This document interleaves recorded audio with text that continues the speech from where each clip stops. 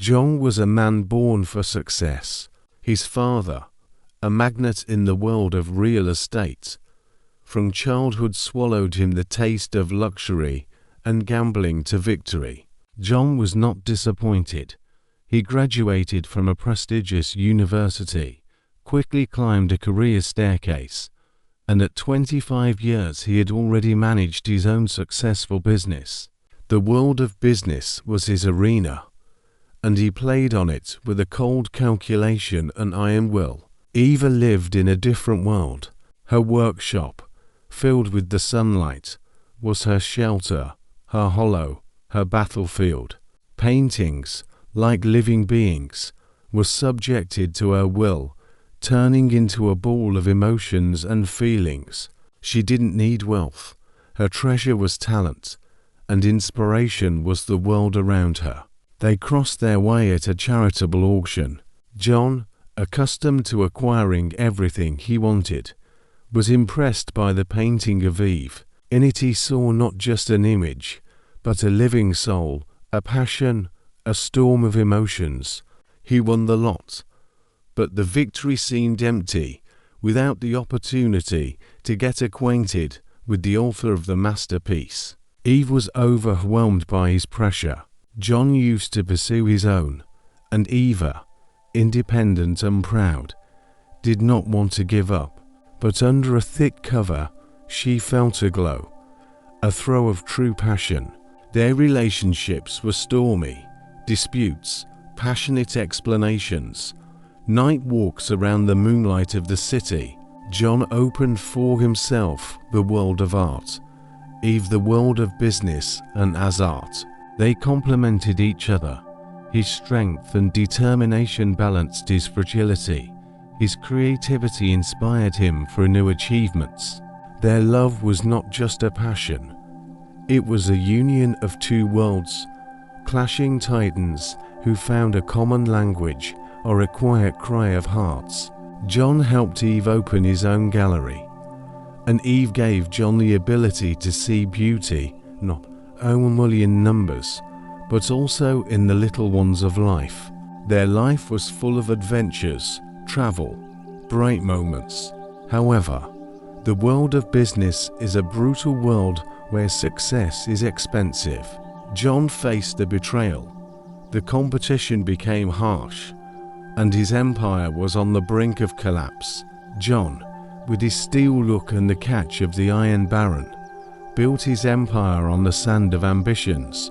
His company, Landmark, has climbed to the top of the market, ahead of competitors with its bold vision and innovative technologies.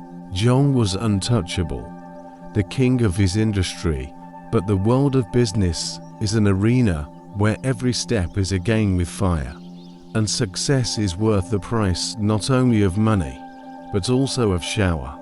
The betrayal came suddenly, like a blast. His long-lasting friend and partner, Sam, a crazy moment, broke out John's key assets, capturing a third of the market. The competition turned into a fierce war, where there was no place for mercy. Landmark went down, the shares went down, and John felt all that he so carefully built was under it. He was broken, but not defeated.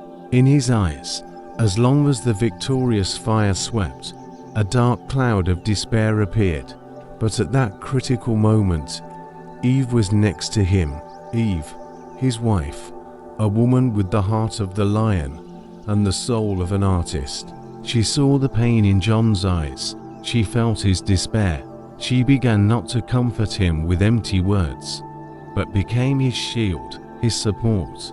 Eva gathered around John faithful people, those who believed in him and Landmark. She inspired them, reminding them of the greatness of the company, its potential, the dream for which everything started. Eva became a museum for John, a source of new power. His faith in him burned hope in him. John made his thought clear again. He developed a counterattack plan, risky and brave, but the only possible. He used all his remaining resources, trying not only to survive, but also to win. The battle was long and cruel. John fought with despair, with betrayal, with his own demons. But he was immaculate. His strategy turned out to be genius. And Eva, his faithful companion, was always next to him, supporting him, inspiring him. Finally, Landmark came back to the top. John won, not only over his competitors, but also over himself. He understood that the real value is not in money, but in the people around you, in their devotion and love. And when John, looking at Eva with love and gratitude, raised the glass for victory, he knew that it was just the beginning of a new era for Landmark, an era built not only on steel and ambitions, but also on love, loyalty and hope. Together they passed through the fire of trials, stood and became even stronger. Their love, like a diamond, has been tested over time and has become something eternal, unquestionable. John realized that true success was not the wealth, but the love he found in Eve. Eve, in turn, realized that love can be a force that can overcome any obstacles. Their love story is the story that even the very different worlds can merge into one whole as the fire of true passion burns in them. One day, they went on a journey. The sun burned unfortunately, reflecting from the borough waters of the lazy sea. The white sand of the beach scattered under his feet, and the palms shelled as if ancient secrets were screaming. John and Eva their vacation on the Paradise Islands, away from the wrath of business and creative searches. Eva, as always, was blind. Her light summer dress flows on her figure, and the same fire burns in her eyes that so fascinated John at first sight. She painted, inspired by the beauty of the surrounding world. The paintings on the whole revived, turning into the ball of tropical vegetation, into the flash of waves, and into the sun shining. John looked at her, admiring her talent and freedom of mind. He loved those moments of rest when he could just be next to her, enjoying her presence. At that moment, it seemed that the world stopped, leaving a place only to them two. But the idyllia was broken during the walk. Suddenly, a group of men, whose faces were hidden under black balls, jumped out of the thick grass. The hearts of Eva and John were shaken by horror. One of the attackers, with a scale on the face, jumped to Eve, catching a knife. "The chapel, take a picture," he broke out, indicating the bright column that was hanging on the neck of Eve. It was John's gift, a symbol of their love, and Eva was ready to defend him at any cost. She tried to get rid, but a thick hand pushed her back, causing acute pain. "John is, help me," she screamed, a voice screaming from fear. Hearing John's favorite scream was like a blow to the stream. In his houses, anger was overwhelmed. The cold calculation, usual in the world of business, instantly turned into an acute determination to protect Eva. Without thinking for a second, he left for help, without paying attention to the exceeding number of opponents.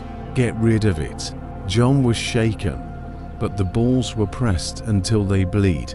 The battle was short but harsh.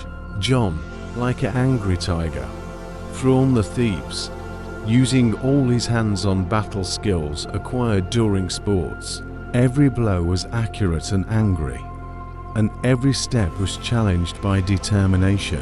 He defeated, beat the attackers, forcing them to flee, leaving behind him only screams and the smell of sweat. John dropped to Eve, hugged her strongly, and sparked calming words. She scratched. Her eyes were full of fear, but they were also proud of her brave husband. Eva was in shock. She has never seen John so angry, ready to sacrifice for her. At that moment, she realized that his love was not just words, but a deep and all-absorbent force capable of movements. John calmed Eve, hugged her strongly, throwing words of love and comfort. He promised her protection, safety, and she trusted him. At this point, their connection was strengthened, becoming even stronger. This incident became a turning point in their relationship. Eva realized that John was not just a successful businessman, but also a real hero ready to do everything for her. John, in turn, saw the fragility of a loved one and realized that his duty was to protect her from any danger. But the joy of victory was darkened by a bitter aftersmack. The Idalia was broken. The world they so carefully created was fragile and vulnerable. Eve, looking at John's wounds, realized that nothing could guarantee their safety, neither in this paradise nor anywhere else. They returned home, silent and thoughtful. In John's eyes was the determination to find those who dare to break their peace, and Eve prayed that this nightmare would be the last. The sun has already settled behind the horizon, leaving on the sky a strip of rubber and golden shades. The palms continued to shelter, as if it was calming, and the Grace Bridge was still playing with the hair of Eve. She looked at John sitting next to the veranda. His face was tensioned, his eyes were thoughtful. A few days have passed after the attack, and John's wounds have almost survived, but the shram in the soul has remained. Eva realized that this incident forced her husband to think about the safety, the fragility of their united life. She knew that John would not come until he found those who broke their peace. "John," she said quietly, taking her hand into her own, "we can't let fear control our lives." He looked at her, and in her eyes was something like gratitude. Eva always knew how to find an approach to him. "You are right," he screamed. "I can't just sit with my hands." The idea came here suddenly. "John, what if we turn this experience into something positive? We could create a self-defense center on the island where people could learn to protect themselves and their loved ones." John's eyes were burned. This idea was not just good, it was genius. They started to act immediately. John, using his links, found experienced martial arts instructors. Eva organized an advertising campaign addressing the local population and tourists. Soon a self-defense center Reduga appeared on the island, so named in honor of the hope it gave to the people. The center quickly became popular. People came from all corners of the island, thirsty for knowledge and self-confidence. John and Eva took classes, shared their skills and experience. Eve taught people not only physical approaches, but also psychological resilience, the ability to recognize dangers and avoid them. She believed that the true power is not just the muscles, but also the mind and the will. Soon, Reduga became not just a center of self-defense, but a real community where people supported each other, shared experience, and helped each other become stronger. The island's Idalia has returned, but now it was based not only on the beauty of nature, but also on the strength of the spirit of its inhabitants. John and Eve, passing through the trial, found in themselves the strength to make the world around themselves better, and their love became even stronger. Surrounded by a common thing, they knew that life was full of surprises, but now they were ready for any challenges because they were with each other.